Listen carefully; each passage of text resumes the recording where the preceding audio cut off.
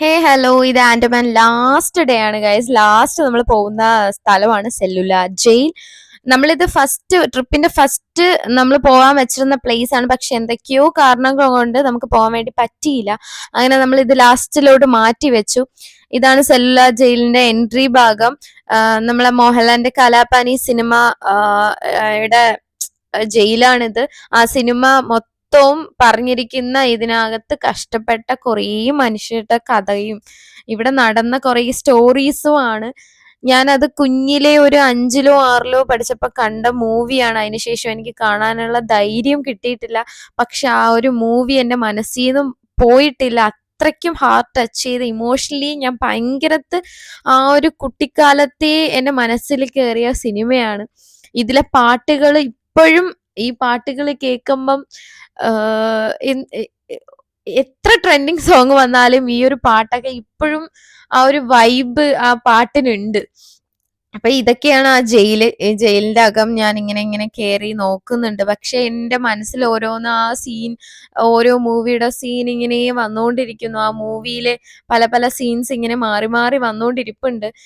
കുറച്ച് കഴിയുമ്പോൾ ഞാൻ കുറച്ച് ഇമോഷണൽ ആവും. കാരണം അതിനകത്ത് കുറച്ച് പേരെ ഫോട്ടോ ഒക്കെ വെച്ചിരിക്കുന്ന കാണുമ്പോൾ അവര് ഒരുപാട് സഫർ ചെയ്ത് നമുക്ക് ആ സിനിമയിലൂടെ മനസ്സിലാവും. പനിഷ്മെന്റ് ഒക്കെ എന്തുമാത്രമാണ് അവർ അനുഭവിച്ചതെന്നും ഇങ്ങനെ ഒരു കുഞ്ഞു ഒരു റൂമെന്നും പറയാൻ പറ്റില്ല, അങ്ങനെയാണ് അവർ കിടന്നതും. എന്തൊക്കെയോ നീര് വന്ന് പറഞ്ഞിട്ടൊക്കെ പോണുണ്ട്. അങ്ങനെ ജയിലൊക്കെ ഇങ്ങനെ ചുറ്റി കാണുന്നുണ്ട്. ഇന്ന് നമ്മളെ ലാസ്റ്റ് ആൻഡമാനിലെ ലാസ്റ്റ് ഡേ ആണ്. പിറ്റേന്ന് രാവിലെയാണ് നമുക്ക് ഫ്ലൈറ്റ്. അങ്ങനെ ഇവിടെ ജസ്റ്റ് അതിന്റെയും ഒരു വിഷമമുണ്ട്, പിന്നെ ഈ ജയിൽ കണ്ടതിന്റെയും ഒരു വിഷമമുണ്ട്. പിന്നെ ഞാൻ അച്ഛന് വീഡിയോ കോളൊക്കെ ചെയ്ത് കാണിച്ചു കൊടുത്തു. ഇതാണ് ഒരു ആളുടെ ഫോട്ടോ കേട്ടോ, അതിനകത്ത് കിടന്ന ഒരാളുടെ ഫോട്ടോയാണ്. അപ്പൊ അവൻ എന്തുമാത്രം കഷ്ടപ്പെട്ടിട്ടുണ്ടാവും അല്ലേ. ഇവരൊക്കെ കഷ്ടപ്പെട്ടതാണ് നമ്മൾ ഇങ്ങനെ ഇപ്പൊ ഹാപ്പി ആയിട്ട് ഇരിക്കുന്നത്.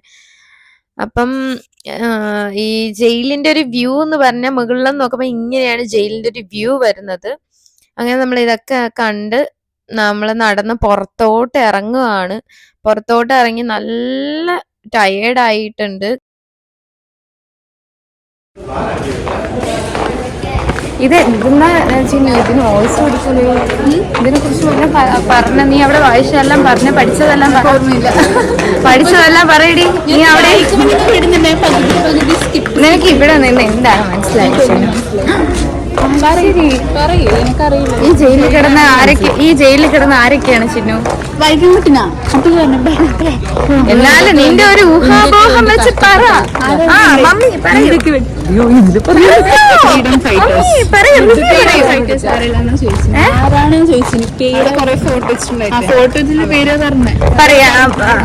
എക്സ്പീരിയൻസ് പറയൂ. ജയിലിൽ വന്നിട്ട് എക്സ്പീരിയൻസ് പറയൂ. അത് ഞാൻ പറയാം. അമ്മ പറ നിന്റെ എക്സ്പീരിയൻസ്. എന്താണ് ഇതിനൊന്നും വോയിസ് ഇല്ല, ഊഹിക്കളി എല്ലാം.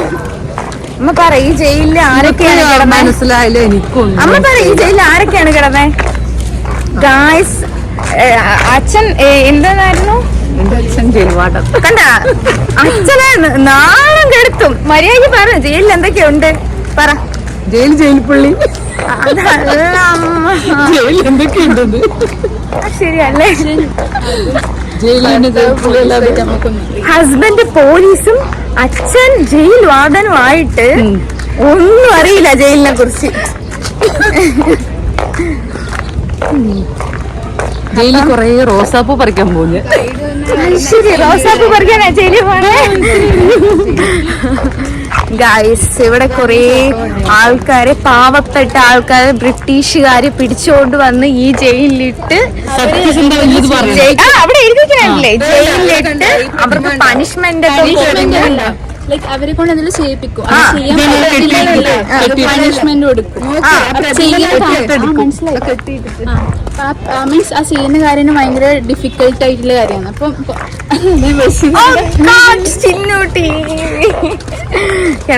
ഇതാണ് പറയല്ലേ, എല്ലാ ചിന്നിനോട് ചോദിച്ചാ മതി. ഇനി വിളിക്കല്ല. അല്ല തെറ്റില്ല കറക്റ്റ്. പിന്നെ എക്സിറ്റും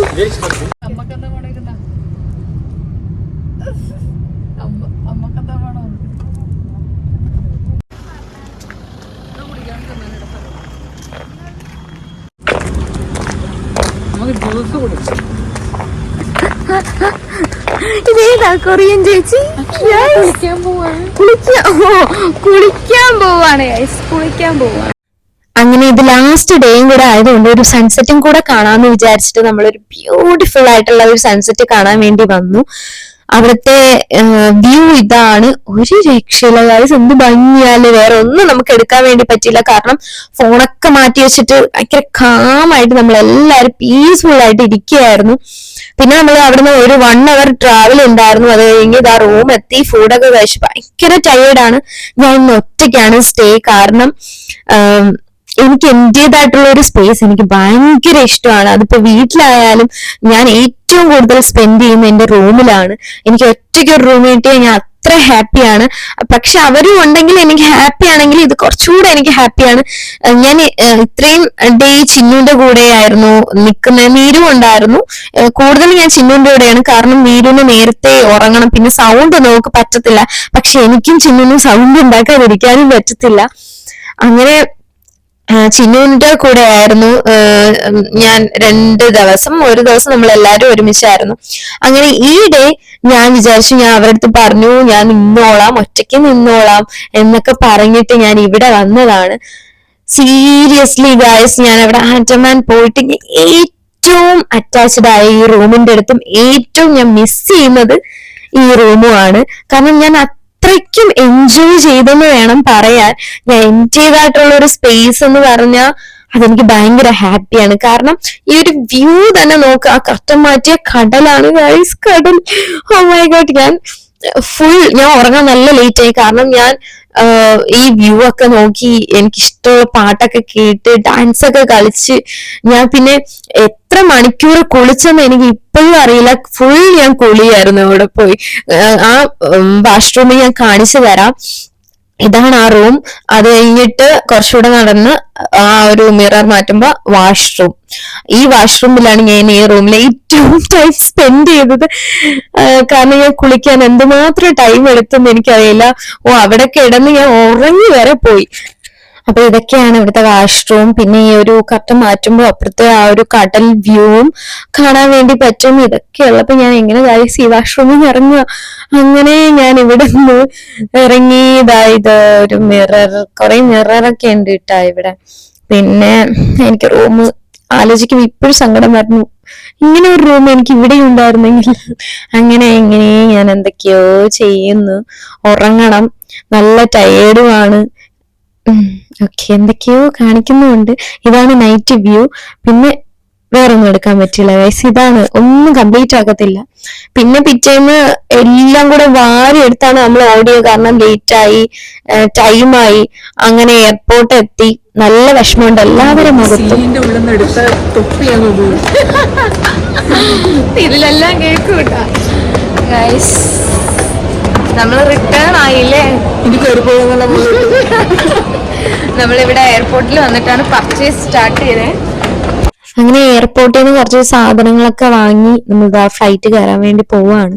നല്ല വിഷമമുണ്ട്, കാരണം പെട്ടെന്ന് അങ്ങ് പോയ പോലെ തോന്നുന്നുണ്ട്. അങ്ങനെ ഫ്ലൈറ്റിനകത്ത് കയറി. ഞാനും ചിന്നുവാണ് അടുത്തെന്ന് തോന്നുന്നു, അപ്പുറത്ത് ചിന്നുവാണ്.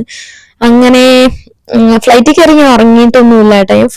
ഞാൻ പുറത്തോട്ട് നോക്കി ഒരു വ്യൂ ക്യാപ്ചർ ചെയ്തുകൊണ്ടിരുന്നു. എനിക്ക് ആ വ്യൂ ഭയങ്കര ഇഷ്ടപ്പെട്ടു. ഞാൻ ആ വിൻഡോയുടെ പുറത്തായിരുന്നു എന്റെ നോട്ടം ഫുൾ, വന്നപ്പോഴും പോയപ്പോഴും എല്ലാം. അങ്ങനെ നമ്മൾ കണ്ണൂരെത്തി. ഇനി വേണം പോയി കിടന്ന് സുഖമായിട്ട് ഉറങ്ങാൻ. അങ്ങനെ അടുത്ത വ്ലോഗിൽ കാണാം. ടാറ്റാ, ബൈ.